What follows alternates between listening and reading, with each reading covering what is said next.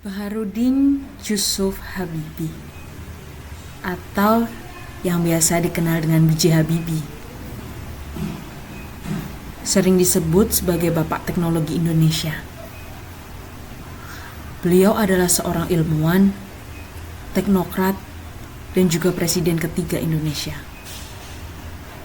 Lahir di Parepare, Sulawesi Selatan, Habibie dikenal cerdas dan memiliki minat besar pada bidang teknik, khususnya penerbangan. Setelah menuntut ilmu di Jerman, Habibie kembali ke Indonesia dan berkontribusi besar dalam pengembangan industri penerbangan. B.J. Habibie menjadi salah satu contoh tokoh dengan kemampuan dan reputasi yang baik dalam mengaktualisasikan nilai-nilai berakhlak. Saat menjadi presiden ketiga, di tengah pusaran reformasi dan berbagai tantangan yang dihadapi Indonesia pada akhir tahun 1990-an, Presiden B.J. Habibie mengambil sebuah langkah penting dengan mendirikan Komisi Nasional Anti Kekerasan Terhadap Perempuan atau Komnas Perempuan melalui surat keputusan Presiden nomor 181 tahun 1998. Keputusan ini menjadi tonggak sejarah bagi perjuangan kesetaraan gender di Indonesia. Keputusan ini juga menjadi contoh bahwa B.J. Habibie menerapkan orientasi pelayanan dengan memahami dan memenuhi kebutuhan masyarakat dan solutif menghadapi masalah yang sedang terjadi.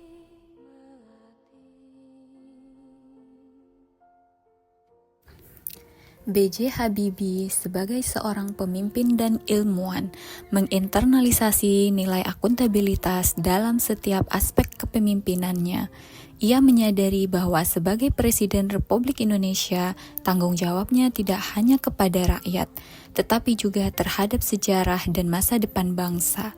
Dalam masa pemerintahannya, B.J. Habibie menerapkan transparansi dan kejujuran sebagai fondasi dalam pengambilan keputusan.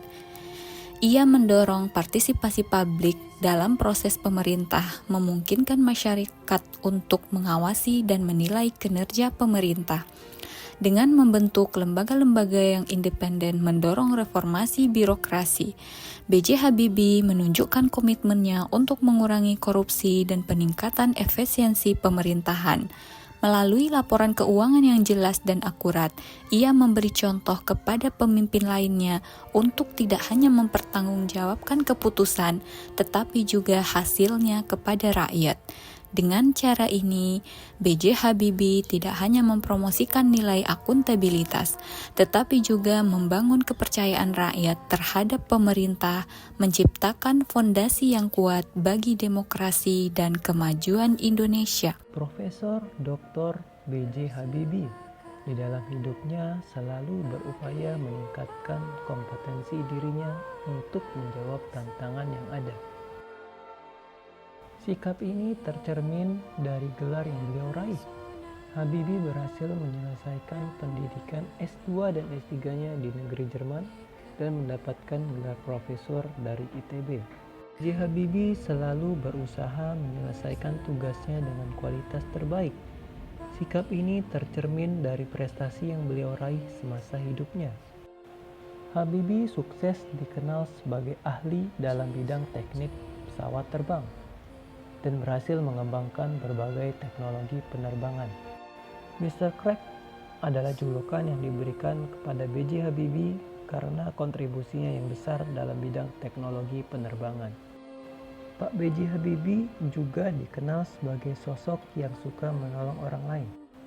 Sikap ini terlihat dari sosok beliau yang empatik dan peduli terhadap nasib rakyat. Seringkali ia menyampaikan pentingnya keadilan sosial dan pembangunan yang merata. Pak Habibie juga dikenal sebagai sosok yang menghargai setiap orang, terlepas apapun latar belakangnya. Di bawah kepemimpinannya, Indonesia memberikan kesempatan untuk referendum Timor Timur yang akhirnya mengarah pada kemerdekaan wilayah tersebut. B.J. Habibie, seorang putra bangsa yang tak pernah luntur kesetiaannya. Sejak muda, ia mempersembahkan hidupnya untuk kemajuan Indonesia. Ketika dipanggil pulang dari Jerman, ia meninggalkan kenyamanan hidup di luar negeri demi membangun industri dirgantara Indonesia. Dalam krisis pun, ia tetap setia memimpin bangsa, meletakkan kepentingan negara di atas segala hal, memastikan stabilitas demi masa depan yang lebih baik. Di saat-saat genting, loyalitas Habibie pada bangsa dan negara tetap teguh, menjadikannya simbol pengorbanan tanpa pamrih. Tokoh B.J. Habibie bukan hanya loyal, tetapi juga adaptif. Di tengah dunia yang terus berubah, ia terus belajar, berinovasi, dan memimpin di bidang teknologi. Dari ruang kelas di Jerman hingga kursi kepresidenan, Habibie menunjukkan bagaimana fleksibilitas dan kemampuan beradaptasi dengan cepat adalah kunci keberhasilannya. Di dalam masa krisis, Habibie cepat menyesuaikan diri. Dia tidak takut mengambil keputusan, berani untuk membawa bangsa keluar dari keterpurukan. Adaptasi dan visi ke depan adalah warisannya yang tak ternilai.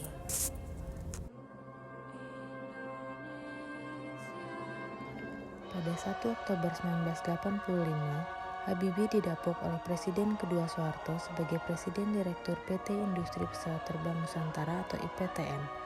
Habibie sukses meluncurkan uji coba pesawat terbang N250 yang dalam pengembangannya bekerja sama dengan CASA Spanyol. Kerjasamanya menjadi cikal bakal industri pesawat terbang di Nusantara.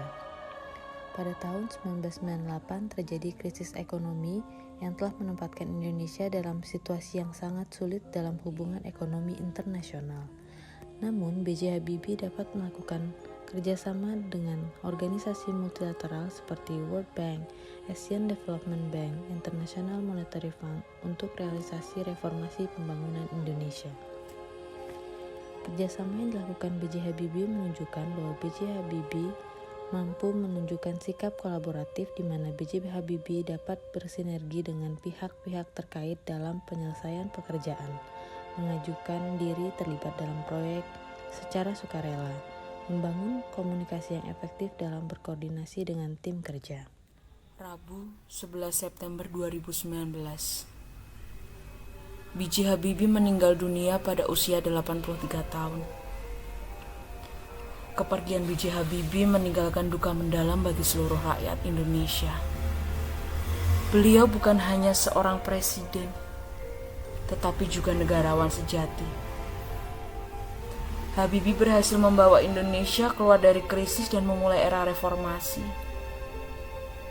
Pemikirannya yang visioner dan komitmennya pada kemajuan bangsa menjadi inspirasi bagi generasi muda. Semoga kita dapat meneladani nilai-nilai berakhlak yang ada pada diri B.J. Habibie.